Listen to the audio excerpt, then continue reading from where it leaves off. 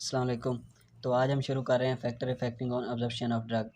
Absorption of drug पे कौन कौन से फैक्टर इफेक्ट करते हैं। उस पहले होते हैं ड्रग रिलेटेड फैक्टर्स, ऐसे फैक्टर्स जो ड्रग से रिलेट करते हैं। दूसरे होते हैं patient related factors.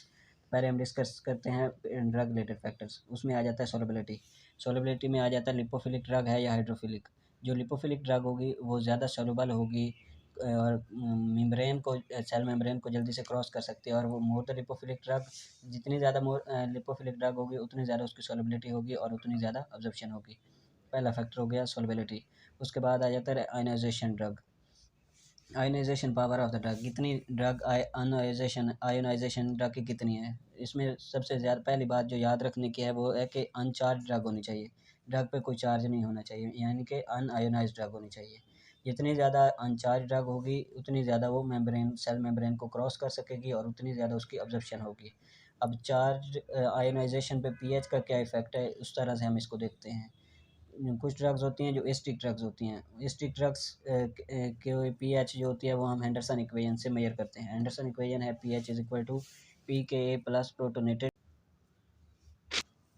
Acidic drugs जो होते हैं ना वो इस प्रोटोनेटेड फॉर्म में ज़्यादा ऑब्जर्व होते हैं, अनचार्ज होते हैं। जब ये प्रोटॉन अपना लूज़ कर देते हैं तो तब इन पे चार्ज आ जाता है, यानी कि जब एसिडिक ड्रग्स प्रोटोनेटेड फॉर्म में होंगी तब वो ज़्यादा ऑब्जर्व होंगी।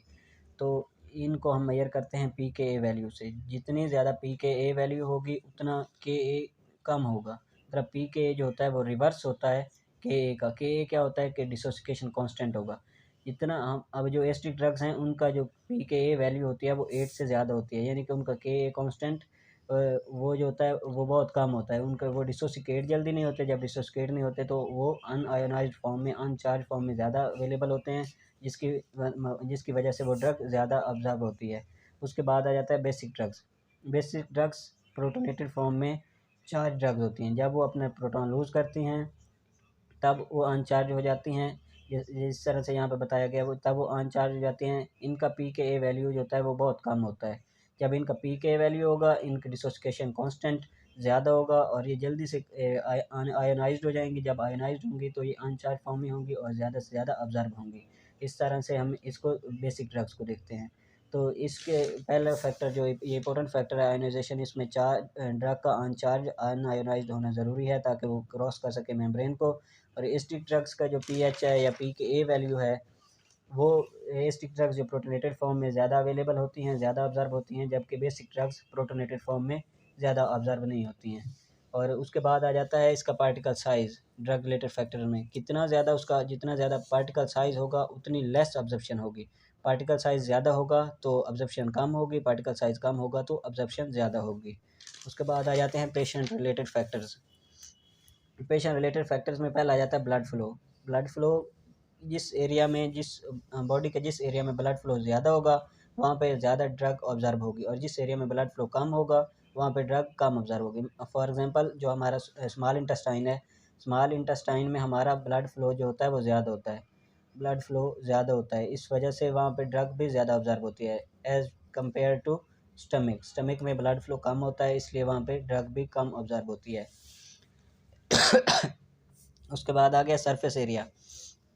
सरफेस एरिया भी सेम ब्लड फ्लो की तरह है। जितना सरफेस एरिया ज़्यादा होगा उतनी हमारी ड्रग ज़्यादा ऑब्जर्व होगी। कम सरफेस एरिया होगा तो कम ड्रग ऑब्जर्व होगी। स्मॉल इंटेस्टाइन में जो सरफेस एरिया उसको होता है वो विलाई और माइक्रो विलाई की वजह से स्मॉल इंटेस्टाइन में सरफेस एरिया उतना ज़्यादा होता है, जिसकी वजह से यहाँ पे ड्रग ज़्यादा ऑब्जर्व होती है। जबकि स्टमक में सरफेस एरिया उसका कम होता है इसलिए यहाँ पे ड्रग कम ऑब्जर्व होती है। उसके बाद आ जाता है कॉन्टैक्ट टाइम, कि हमारी ड्रग कितनी देर के लिए हमारी ड्रग का कॉन्टैक्ट टाइम कितना ज़्यादा है। Drug which have more contact time, जिस ड्रग का जितना ज़्यादा कॉन्टैक्ट टाइम होगा वो उतनी ज़्यादा ड्रग ऑब्जर्व होगी। फॉर एग्जांपल डायरिया के केस में कॉन्टैक्ट टाइम ड्रग का जो होता है वो बहुत कम होता है। ड्रग फ़ौरन से हमारी बॉडी से एलिमिनेट हो जाती है। जब ड्रग हमारी बॉडी से फ़ौरन से एलिमिनेट हो जाती है तब उसका इतना कॉन्टैक्ट टाइम नहीं रहता और ड्रग ऑब्जर्व, उसकी जो ऑब्जर्व होती है वो लेस होती है in the case of diarrhoea. दूसरा आ जाता है एक्सप्रेशन ऑफ पी ग्लाइकोप्रोटीन। जितना ज़्यादा ड्रग का एक्सप्रेशन पी ग्लाइकोप्रोटीन से होगा उतनी हमारी जो होगी ड्रग वो लेस ऑब्जर्व होगी। इस पी ग्लाइकोप्रोटीन का काम क्या होता है कि रिमूवल ऑफ ड्रग, मतलब जो भी हमारे टिश्यूज़ वगैरह में ड्रग होती है हमारे इंटेस्टाइन में अगर ड्रग गई है तो इसका काम होता है कि इंटेस्टाइन से ड्रग को निकाल के वापस गट में भेजना। वापस गट में ड्रग जाती है, गट में जाके डिग्रेड हो जाती है और हम ड्रग का इफेक्ट नहीं होता। इस तरह से लीवर वगैरह जो भी हमारे ऑर्गन्स हैं वहाँ से इसका काम होता है लीवर किडनी में से ड्रग को निकालना, ड्रग को निकाल के वापस हमारे उसमें डिग्रेड करवाना या मेटाबोलाइज करवाना, इनका काम होता है। तो जितना ज़्यादा एक्सप्रेशन होगा बी ग्लाइकोप्रोटीन का उतना ज़्यादा कम ड्रग ऑब्जर्व होगी, जितना कम एक्सप्रेशन होगा बी ग्लाइकोप्रोटीन से उतनी ज़्यादा हमारी ड्रग